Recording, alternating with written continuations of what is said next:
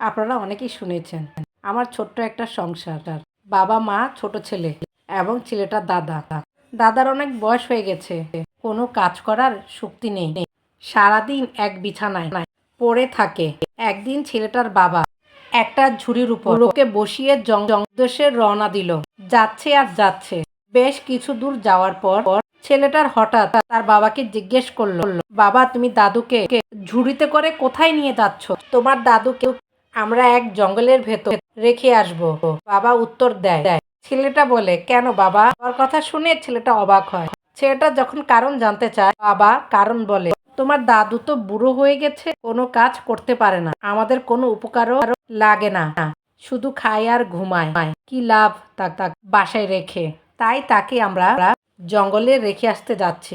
ওহ, কিছুক্ষণ কি যেন ভাবে ছোট ছেলেটা, তারপর বলল, ঠিক আছে বাবা, কিন্তু দাদুকে রেখে আসার সময় আমরা কিন্তু ঝুড়িটা অবশ্যই আসবো। বাবা বলে, কেন? একটু অবাক হয় বাবা। বাবাকে কারণ বলে ছেলেটা বাবাকে বলে, যখন আমি বড় হব তুমি তো তখন বুড়ো হবে দাদুর মতো, তখন তুমি কোনো কাজও করতে পারবে না, শুধু খাবে আর ঘুমাবে। তখন তো তোমাকে বাসায় রেখে আমার কোনো লাভই হবে না, শুধু শুধু তখন টাকা খরচ করে নতুন ঝুড়ি কিনতে যাব কেন? এ ঝুড়িতে করেই না হয় তোমাকে জঙ্গলে রেখে আসবো। ছেলের কথায় চমকে উঠল বাবা। হঠাৎ করে নিজের ভুল বুঝতে পারলো যখন ছোট ছিল, যখন কোনো কিছু করার ক্ষমতা ছিল না, তখন তার বাবা মাই তাকে যত্ন করে বড় করেছে। তার বাবা বুড়ো হয়ে যেন শিশু হয়ে গেছে। ছোটবেলায় যেমন তার বাবাকে বুকের মধ্যে আগলে রেখেছিল, এখন তেমনি তার দায়িত্ব তার বাবাকে আগলে রাখা। সময়ে তার বাবার প্রতি সেবা তো কিছুটা হলো বাবার প্রতি ঋণ শোধ করা হবে। বাবা মা কখনো সন্তানের বোঝা হতে পারে না। বাবা মা সন্তানের জন্য দোয়া। বাবা মার প্রতি সন্তানের দায়িত্ব কর্তব্য খুবই গুরুত্বপূর্ণ। সন্তানের উচিত তাদের বাবা মার প্রতি সম্মান এবং ভালোবাসার সাথে আচরণ করা, যা তাদের জীবনকে সুন্দর অর্থবহ করে তোলে।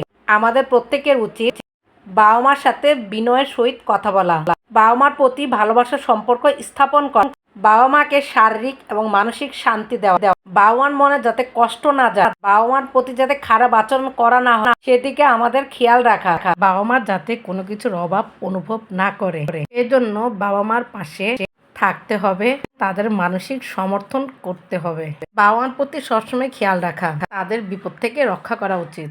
বাবা মার প্রয়োজন অনুযায়ী বাবা মার প্রতি সাহায্য করা উচিত। আমাদের সব সময় পিতা মাতাকে যাতে আল্লাহ দীর্ঘদিন বাঁচিয়ে রাখে এবং সুস্থ রাখে, সব সময় সে দোয়া করা উচিত। বাবা মা যেন সমাজের চোখে সম্মান পায়, আমরা তাদের সম্মানজনক অবস্থানে রাখতে চেষ্টা করব। এতক্ষণ আমি যে গল্পটা বলেছি, গল্পটা একজনের জীবন থেকে নেওয়া। আমার একটা প্রশ্ন আছে। প্রশ্নটা হলো, ভিডিওর মধ্যে আমি 2 ধরনের ডাল কোটায় রাখতেছিলাম, ডাল দুটোর নাম কি? যারা এতক্ষণ পর্যন্ত আমার পুরো ভিডিও দেখেছেন তাদেরকে অসংখ্য ধন্যবাদ।